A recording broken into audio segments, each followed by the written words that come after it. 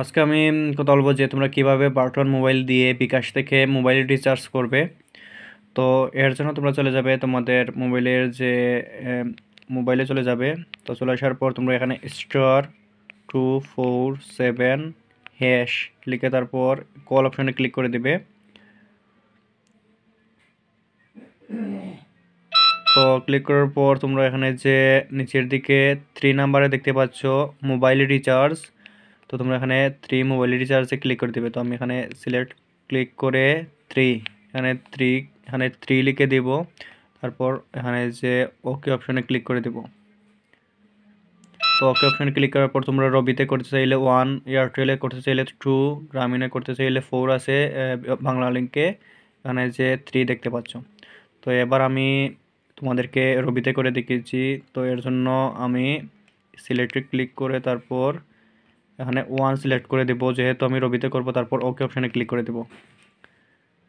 তো ক্লিক করার পর এখানে যে আবারও প্রিপেড ওয়ান্স এখানে সিলেক্ট করে মাঝখানে ক্লিক করে তারপর 1 লিখে এখানে 1 লিখলাম। তারপর আবারও ওকে অপশানে ক্লিক করব। তারপর ইন্টার রবি মোবাইল নাম্বার। তো এখানে আমি সিলেক্ট করে মাঝখানে ক্লিক করে তারপর রবি নাম্বারটা দিয়ে দিব।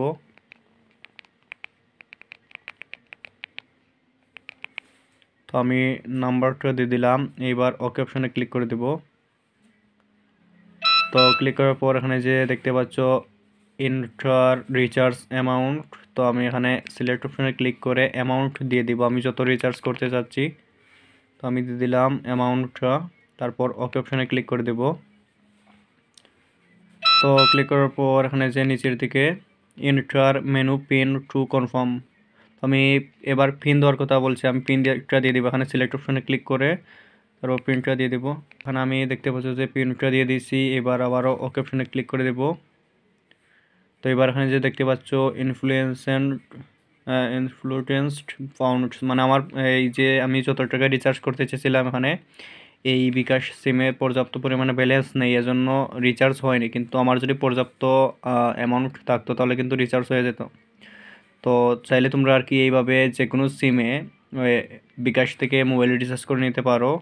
আমার হয়নি কারণ পর্যাপ্ত অ্যামাউন্ট নেই আমার বিকাশে, এজন্য। তোমাদের যদি পর্যাপ্ত অ্যামাউন্ট থাকে তাহলে হয়ে যাবে। তো এইভাবে করতে পারবে তোমরা।